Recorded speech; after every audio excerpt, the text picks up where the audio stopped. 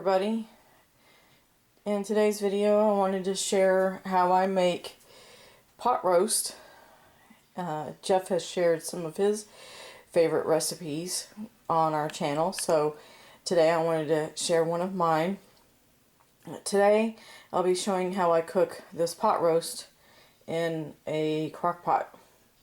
So I went to Walmart and just bought an actual pot roast. A rump roast will also work.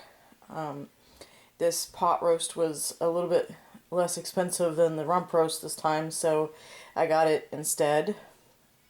I'll also use some black pepper, garlic salt, the kitchen bouquet, and some minced onions. Then I'll add water to the crock pot once I put the pot roast in. First thing I'm going to do is get this pot roast unwrapped and get it washed. And then the second thing I'll do is cover the entire thing, front, back, and all the sides with the kitchen bouquet. I'll need both hands to do it, so I will video record once I'm done to show you what it looks like. See you in a minute.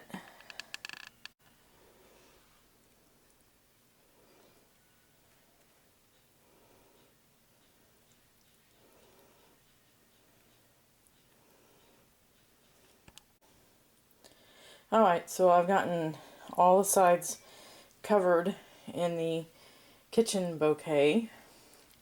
This is a liquid smoke flavoring, so it will add a little bit of a smoky flavoring to it. So now that I've gotten it all covered, I'm going to go ahead and put it in the crock pot.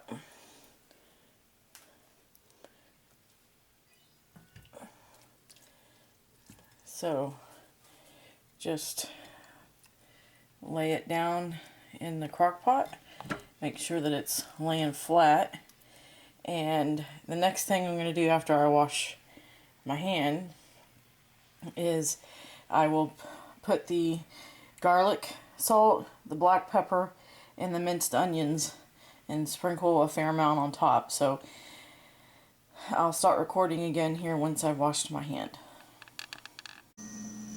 Alright, so I've washed my hand now, so it's nice and clean.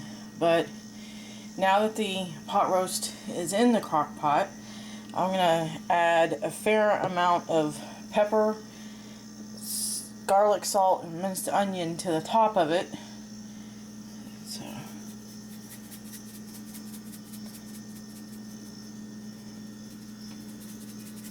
this first one is the pepper. I cover pretty much all the top of the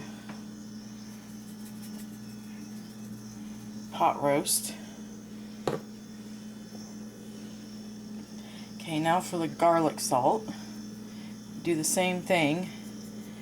Cover pretty much the entire top, and it's looking like I'm putting way too much seasoning on it, but I'm going to be putting a lot of water in here too, and so this will just be able to soak down all through the water and through the pot roast, so it's not really as much as what it looks like. Okay, so I've added the garlic, salt, and the pepper, and now I'm going to do the same thing with the minced onions.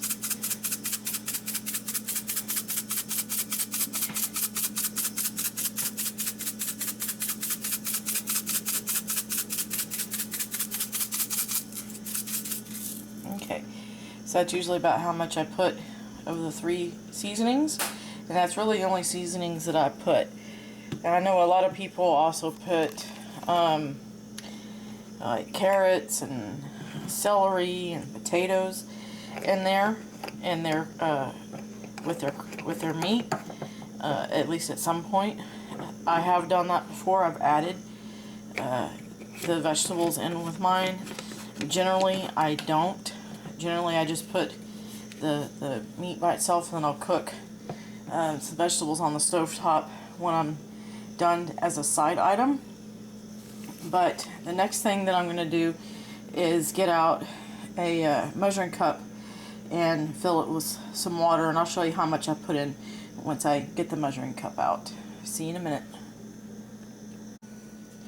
Alright, so there's no exact amount of any of the seasonings that I use. There's also no exact amount of water that I use. Basically, you want to use enough water in here that you pour on the sides. Do not pour it directly onto the meat. Pour it over on the side, and you're going to put just enough to actually fill up until it gets to the top of the meat.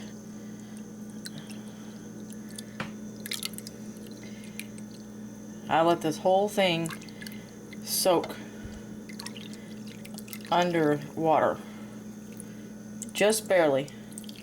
So it's now just barely all underwater. I'm done with the water. Okay, at this point I will turn it on low, and I'll go ahead and put the lid on.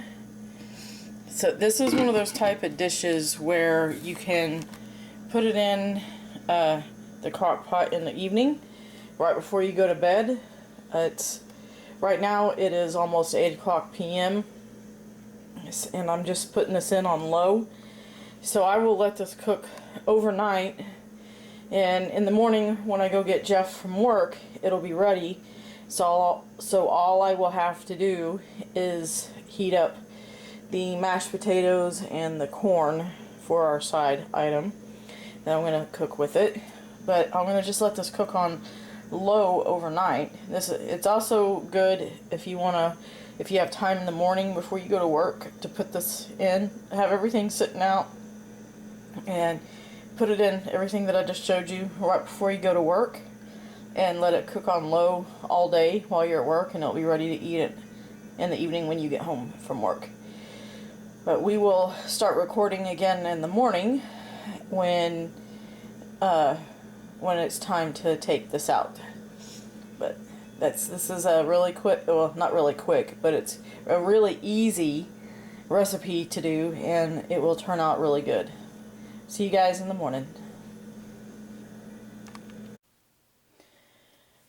Hey everybody, so it's a little after 5 o'clock in the morning, and the whole house smells like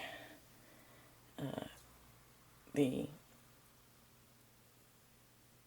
seasonings from our good dinner here that we've got fixed, and it's ready to go.